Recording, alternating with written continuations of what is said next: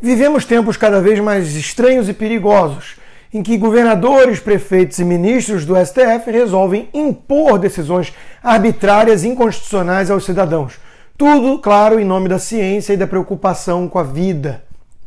Na mais recente delas, a Justiça do Rio de Janeiro determinou que Búzios, na região dos Lagos, volte para a bandeira vermelha de risco 3 de combate à pandemia da Covid-19. Com isso, os turistas hospedados na cidade deveriam deixar os hotéis e pousadas e imóveis de aluguel para a temporada do município em até 72 horas.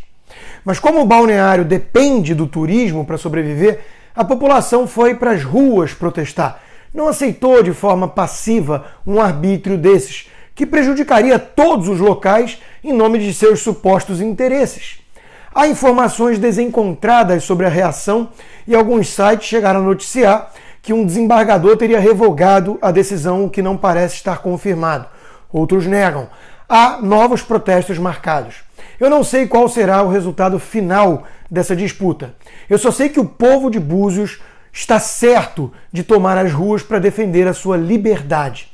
As pessoas estão cansando desses desmandos das autoridades. Estão esticando demais a corda. E como resultado, a hashtag UcranizaBrasil chegou ao topo de tendências no Twitter hoje, com mais de 60 mil mensagens sobre o assunto. É uma referência aos episódios que ocorreram na Ucrânia, retratados no documentário Winter on Fire, da Netflix.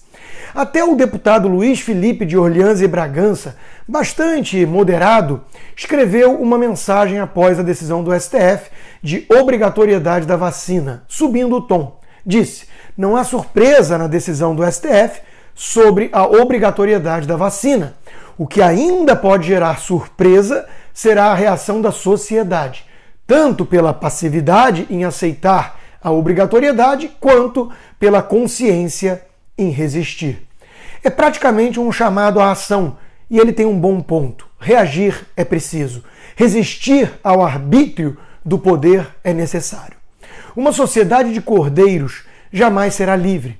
O jornalista Alexandre Garcia comparou a situação com aquela medieval, imaginando quem se recusar a ser vacinado, o que vai acontecer. Então, essa pessoa vai ser tratada como os leprosos da Idade Média? Perguntou. Não acho isso justo. Impor restrições nesse caso é um caminho perigoso. A revolta da vacina de 1904 é um exemplo disso, alertou.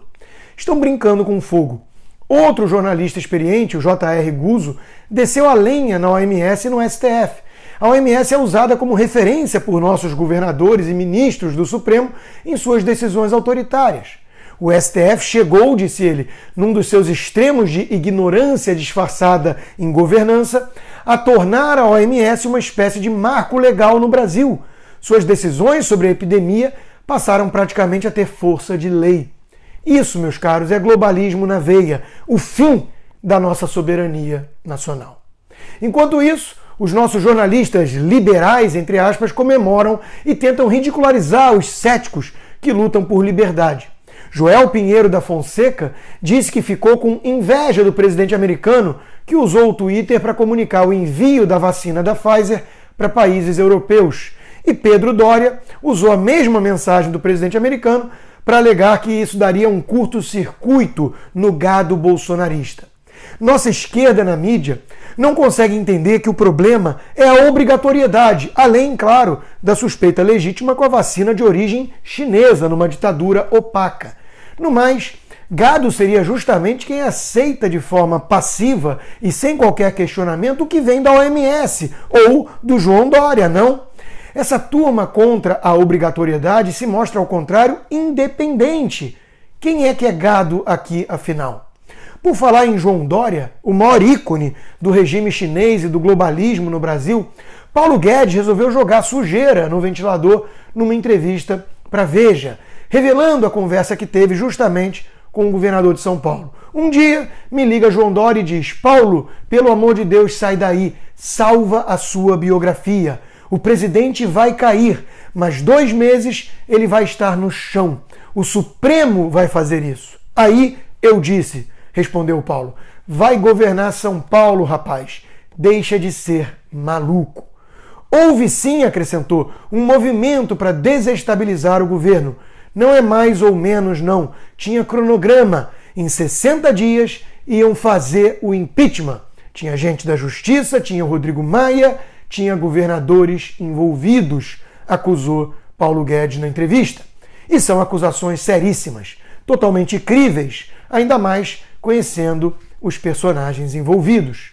Diante disso tudo que temos visto, falar em voltar às ruas não é golpe e nunca foi, já que é um direito básico do cidadão o de protestar. E graças a isso tivemos o impeachment de Dilma Rousseff para impedir o destino venezuelano em nosso país. Agora chegou o momento de dar um basta a esse autoritarismo globalista. Não podemos aceitar calados esse tipo de imposição que tem destruído negócios, vidas e as nossas liberdades sem salvar uma única vida no processo, o que é ainda pior. Foi Guilherme Fiuza, outro jornalista sério e respeitado, quem fez o melhor resumo da situação. No dia 17 de 12 de 2020, o STF declarou guerra à população brasileira. Aprovou obrigatoriedade de vacina sem atestar a necessidade sanitária dessa medida extrema. A segurança para toda a população não será comprovada no curto prazo. O STF colocou vidas em risco e tem que responder por isso. Resta só definir como.